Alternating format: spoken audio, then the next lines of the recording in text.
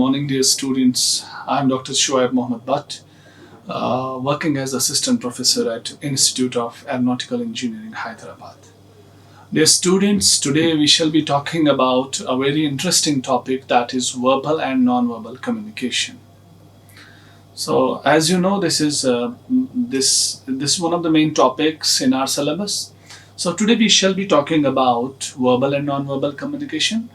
And here, in this topic, before going with these two types of communication, that's verbal and non-verbal communication, I would like to discuss something about communication first. So it's essential that we should know what communication is. Once we know what communication is, then it would be easier for us to understand these two different types of communication, which is verbal and non-verbal communication. Okay, now let's have a quick glance on this communication, the term communication. I would like to go with the etymological meaning first, that is about the roots, where from this term communication came, and what's its meaning, how it came into the rubric of this academia. So let's see, this word communication, it has been derived from a Latin word communicare.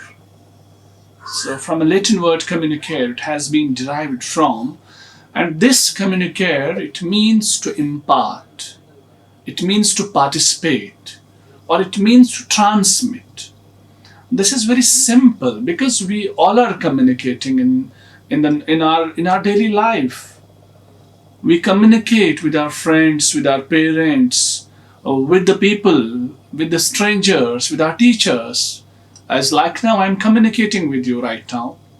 So this whole communication, when we look upon this communication, so we come to know that this term communication has been derived from a Latin word, which is communicare, which means to transmit, to impart, to share, to participate. Obviously, when we communicate, we are sharing something. We are imparting something. Sometimes some information. Sometimes we are imparting some other details, some facts. Sometimes we are imparting some stories, some interesting stories, some other stuff we are imparting, we are sharing, and we are participating when it comes to communication. And this communicare, it itself has been derived, or it has its root word, which is communis. This communis, again, it means to make common or to share. Now here it's very interesting, to make common. What does this mean, to make common? Is it like to advertise about anything? Is it like to just stick some posters of anything by which we can make it common? No, it's not like that. Rather, it is when I speak to make common, communist means to make common, that is when we are just making some idea common. Right now, I'm talking about communication. Or right now, imagine if we are having some other topic, like we are talking about grammar, we are talking about tenses. So when I speak anything to you regarding tenses, I'm making that thing common to you. So this communication is the process which makes some stuff common to the people. It becomes common when we discuss about it, when we impart it, when we participate it, when we participate in a group where we discuss about that topic, when we share it. So this is what communication is, and this is what the etymological meaning of communication is. There are some definitions. I would like to go with the definitions. As I told you before, going with verbal and non-verbal communication, which is our main topic today, the topic of discussion, it's very essential that you should be aware with the basic term, with the base concept, that's communication. I have quoted some definitions. The first one I have quoted is Wilbur Schramm. So what he says about communication. Wilbur defines communication. He says it's a tool that makes societies possible and distinguishes humans from other societies. Yes, if you just analyze yourself, What makes us different from other creatures on the planet Earth? It's our speech, it's communication. It is the power of sharing. It is the power of transmission. It is the power of conveying to others.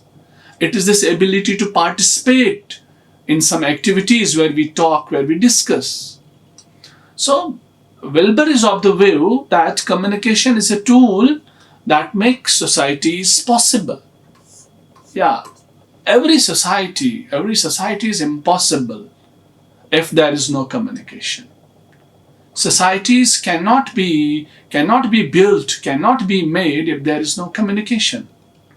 So it's communication which makes societies possible, and it's communication which distinguishes humans from other societies, from other creatures. So we are different from animals because of communication. They eat, they sleep, we also eat, we also sleep, but they do not communicate. No doubt they do not have that much of this, their neurological system is not responding like we humans are having. But the main difference, the main thing which distinguishes us from other societies or other animals is the power of communication. So this is the power of communication. It makes us human, and it makes us different from other societies. Then there are other two people, which is Bernard Burleson, and we have Gary Steiner. What do they talk about communication? They define communication. They said it is the transmission of information. Again, see the transmission, to transmit information, ideas, emotions, skills by the use of symbols. Sometimes these symbols are words, sometimes pictures, sometimes figures, graphs, etc. And this act or process of transmission is called communication. So these two people, they make it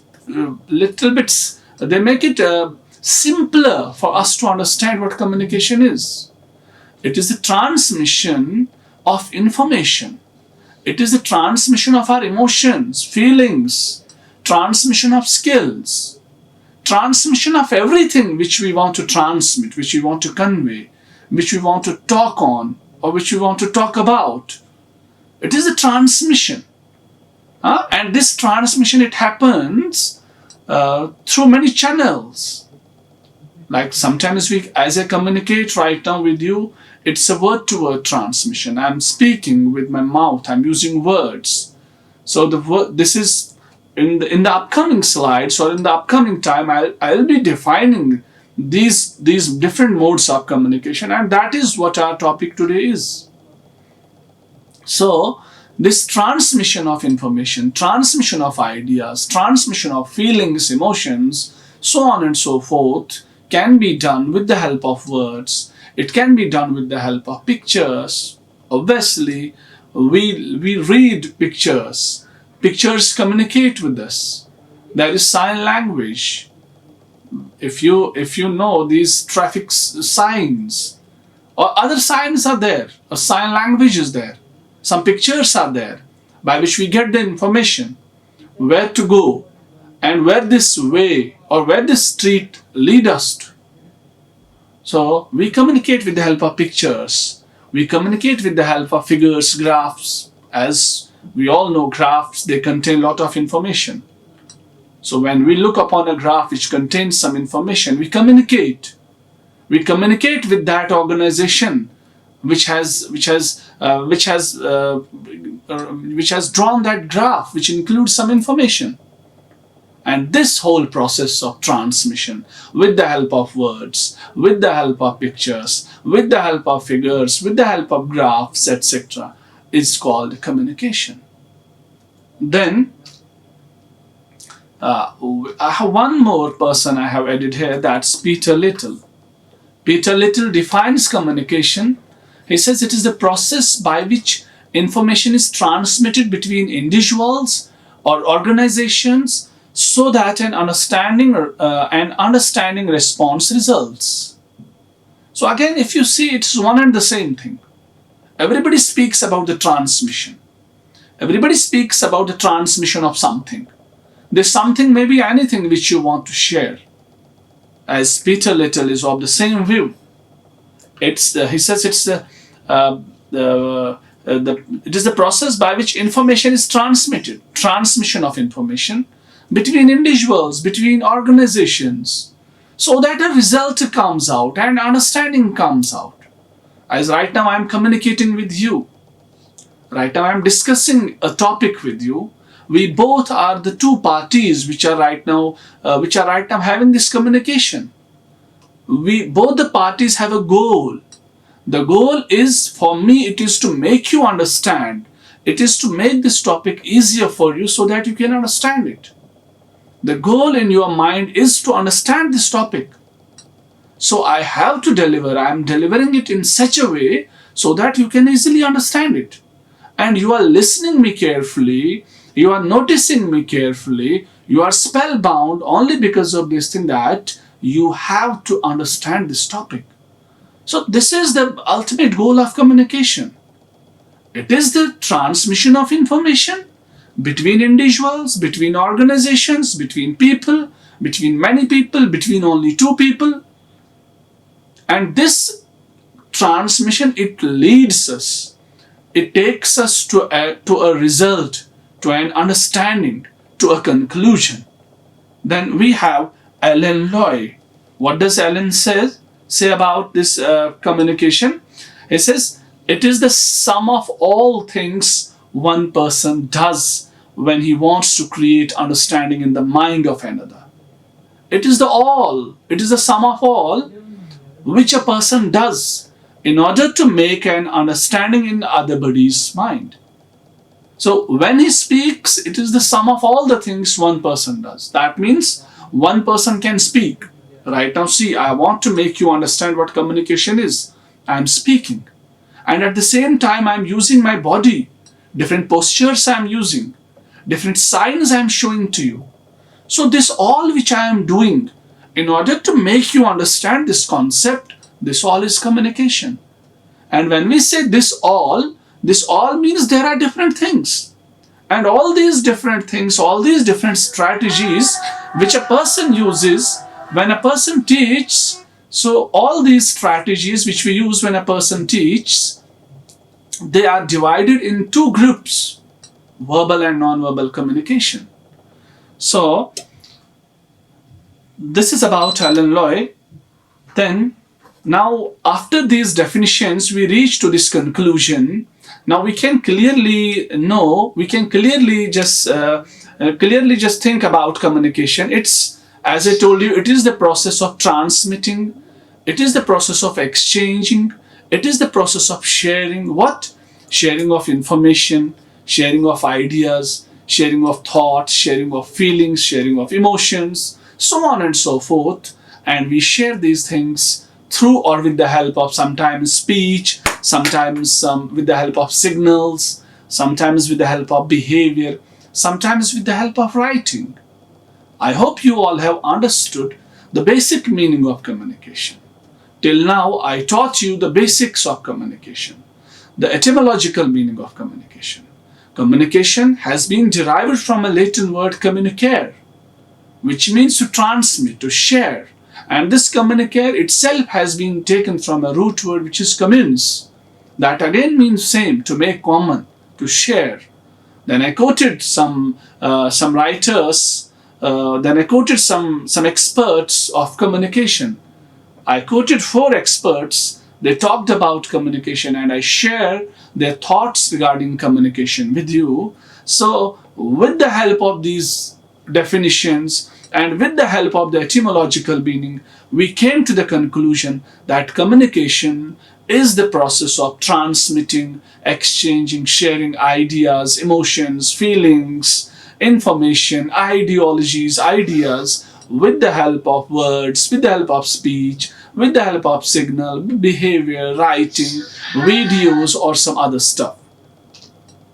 Then we have this, now we come to types of communication. So when we talk about types of communication, we should know this type. When I speak types of communication, it means there is not a single type by which people communicate. It means there are many types of communication. So when we talk, it means people communicate in a number of ways. It's not a single way in which people communicate, rather people, they communicate in a number of ways. As we have two main types of communication, one is verbal, other is non-verbal communication. So let's go to the verbal communication. What's verbal communication? Yeah, see, a very simple definition I have written of verbal communication. It refers to the communication in which message is shared or in which message is transmitted verbally. Or this communication is done by the word of mouth or a piece of writing. It's very simple to understand. The communication is done by a word of mouth or a piece of writing. So verbal communication is that communication in which message is transmitted verbally. We use words. The communication is done by the word of mouth, by words, by speaking, or by a piece of writing. Piece of writing, it itself contains words. So verbal communication can be done by two types, by two ways. One is the normal speaking word of mouth, other is a piece of writing. Now what comes under this word of mouth when we speak with the words when we speak? It may be a face-to-face interaction. Right now we are having face-to-face interaction. It may be a telephonic conversation. It may be any program broadcasted on the satellite, which we watch at home with the help of television. So it may be any program which we listen with the help of radio. This all is verbal communication. This all is the communication which is done by the word of mouth. Written communication? Written communication is when you are writing a letter to your friend, to the organizations, to different companies. You are writing an email. You are sending some messages. You are sending fax, some telegrams. So different modes are there of this written communication. Different modes are there of this piece of writing.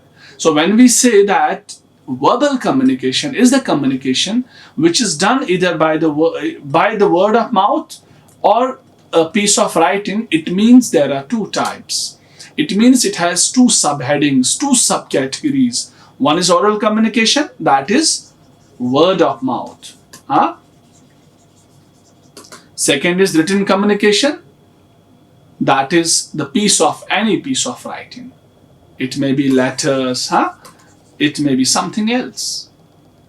Anything may be there in written form. As I told you, letters, emails, messages. So notice writing, different organizations, they are writing some notices for different purposes. That's written communication. They communicate with their clients. Educational institutions, they write in some notices. With the help of notices, they communicate with the students, with the faculty. They share ideas, their information. So this all comes under the title of verbal communication. So till now I told you about verbal communication. I said it is the communication which is where message is transmitted verbally.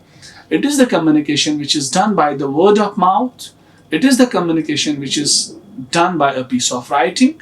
And it is the communication which has two subcategories, because we speak that it is the communication done by the word of mouth, that's oral communication. It is the communication done by a piece of writing, that is written communication. Then there are some advantages. Moreover, these are advantages of this oral communication. It's quick in exchange of ideas. When we talk to someone, I can exchange my ideas quickly. If I feel there is a digression in my dialogue, if I feel there is a digression in my lecture, if I feel I'm giving you more examples, it's more illustrative. So I can quickly make a digression. I can quickly exchange my ideas. This is the advantage of oral communication. And in general, the benefit of verbal communication. There is one more advantage is quick feedback. I can quickly get feedback from you because you are my audience here right now. I don't have to wait for your messages, your emails. So this is, as I told you, the benefit of oral communication. And in general, it is the benefit of verbal communication, because oral communication, it comes under the rubric of verbal communication. It's flexible. Yeah, the communication which you are doing right now, is flexible. It's not rigid. It's not like I have written you something and you are not getting it. Now you have to ask some other people what the sentence means, or what is the context in which the sentence has been written. It's flexible. You can ask me questions. You can ask me for your clarifications. And there is a personal touch. Obviously, when both the parties are present, there is a personal touch. Our personality is involved in this communication. Then, removal of misunderstandings. There are more chances for the removal of misunderstandings. We know every communication, every dialogue, every speech may be or may have some misunderstandings, because when people are listening, so obviously everybody is having different mindset, different level of perception. So the way I'm delivering things may not be received by you exactly as I want, as I expect you to listen it. So when this thing happens, there are the chances of misunderstandings. And this oral communication, it is the platform where we have more chances to remove, eradicate, erode all these misconceptions. It has disadvantages itself. It's unfit for lengthy messages. If I have to deliver a lengthy lecture for 3 or 4 hours, you may not be comfortable with that time bond, because you may feel very tired, you may feel very dizzy, you may feel very lazy. So for that purpose, it's better to go with the written communication, to write the stuff which I want to share with you. Unfit for policy matters. We cannot make policies while speaking, because policy, that is such an enterprise which needs more concentration, more attention. So while drafting while just declaring any policy, it is better to draft it rather than to speak it. Then, lack of written proof. Oral communication doesn't have any written proof, because the time a speaker speaks, in many a times or at many a places, the speakers cannot provide written proof. So physical presence is necessary. When it comes to oral presentation, physical presence is necessary. And unnecessary information. Sometimes the surroundings, sometimes your behavior, sometimes your way of receiving me gives me a chance to speak about something else, which is not the part of our discussion. So this kind of communication is prone to unnecessary information. Yeah, as I talked about oral communication, it's a face-to-face conversation. Here I have taken in view different types of oral communication, like a face-to-face conversation which we are having right now. It comes under oral communication. Telephonic conversation, we are having telephonic conversations. That's again oral communication. Speech, videos which we are watching, radio, television, so on and so forth. These are the different forms of oral communication. Then we have written communication. Written communication it's that mode of communication in which message is transmitted through signs, through symbols, through writing. So this message, it can be transmitted via email, it can be transmitted via letter, via reports, or via memoir, etc. So different forms of writing are there by which a person, by which an industry, an organization can share its or his or her or theirs information with the listeners, with the audience, with the public, with the expected or required gathering or audience. So this is written communication, and this form of communication is more popular in business circles. In business circles, people prefer to write letters. People prefer the best mode of communication in business circles is writing emails. So people write emails to other business industries, to other business circles, to other business hubs. People write emails, people write letters. This mode of communication is more common, more popular in business circles. Now, we have non-verbal communication. What's non-verbal communication? Non-verbal communication, it's very simple to understand. Very simple. Non-verbal communication, I would like to share something with you. Non-verbal communication, it plays a vital role while delivering a concept very effectively. One can effectively deliver a concept when one is good at non-verbal communication. Most of the, it's said by, or it has been concluded, it has been given by a lot of researchers that most of the communication is done by non-verbal communication. That is, without the help of non-verbal communication, it becomes difficult for a speaker to make his point, to make his dialogue, to make his speech very clear and easier for the audience without the help of non-verbal communication. So non-verbal communication, it refers to the ways in which human beings convey information, in which human beings convey their emotions, needs, intentions with the help of non-verbal communication, with the help of body language, with the help of body gestures, with the help of postures. So this is that type of communication where we use our body language, where we use body postures, where we use sign language, where we use paralanguage. So different things are there, and where we use our facial expressions, gestures, and created space. Yeah, the space which we are maintaining when we are talking, it comes under non-verbal communication because the space, it speaks. It speaks about how closer you are to the audience. And is this a formal or informal audience to you?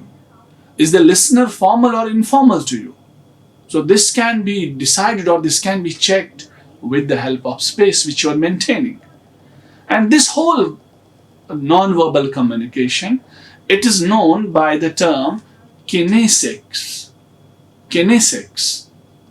Or you can say, it's right now in the common parlance, we call it as body language. These are some important terms related to non-verbal communication, which you need to understand, which you need to know for your future knowledge, for your future references. So we have first term, that is haptics. Haptics. It is the communication of touch. Yeah. Sometimes when a student, or when any person speaks well, delivers his or her speech well, and this was happening in the old days, in the traditional days. So people used to just pat on the head or pat on the shoulder, on the back like this. So it gives an example, it gives an idea, yeah, encouragement, appreciation. You have done better. You have done good. So we call this communication of touch. And in the same way, I would like to go with the example. If a person pushes someone back, just pushes someone back. So what does this mean, to push someone? It means that person is not accepted. We are rejecting his presence, or we are angry with that person. So how can one know that the person is, whether this is angry or whether the person is happy? It is because of this touch, because of this different touch, because of this pushing. So it's communication. Haptics, communication of touch. We have proxemics. Proxemics is the space distancing, which I was telling you earlier.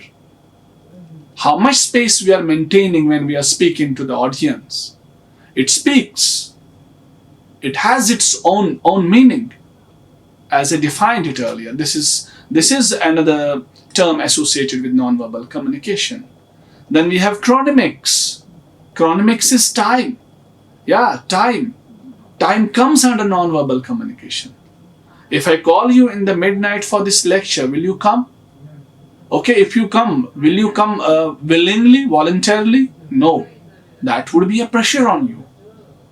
Because that's not the time to go to college, to go to attend a class. That's the time to sleep. So time, this time also speaks.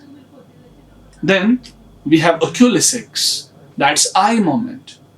We talk a lot with the help of eye movements. You all may be knowing different communication we are doing with the help of eye movements. Then there is sign language. Sign language as it's shown here. There are different signs which we are showing. So this is non-verbal communication. This is the communication where we do not use words, where we do not use any written piece of writing.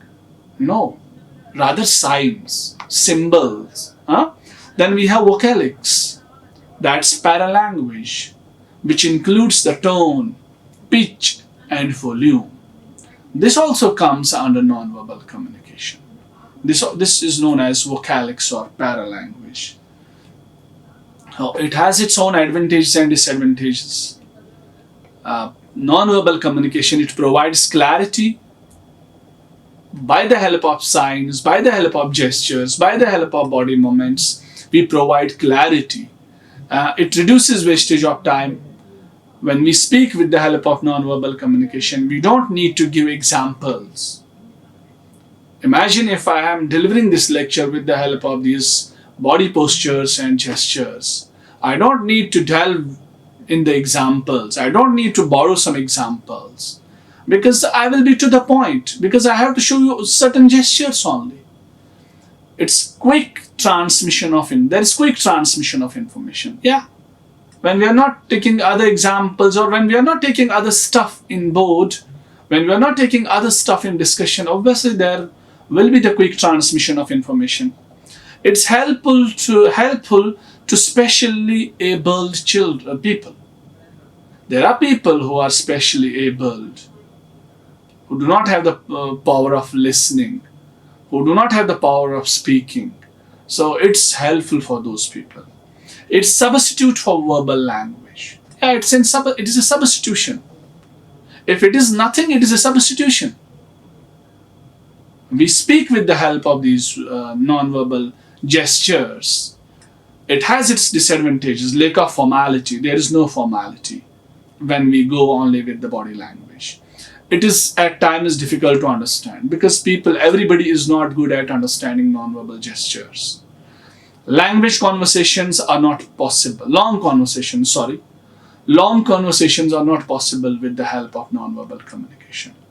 Obviously, to just know, to try to understand different postures, different gestures, it's not possible to have longer discussions with the help of these gestures.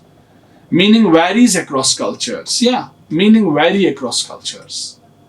So there are certain body postures, there are certain gestures which mean one thing in one culture, and the same body posture, same gesture, it means something else in other culture.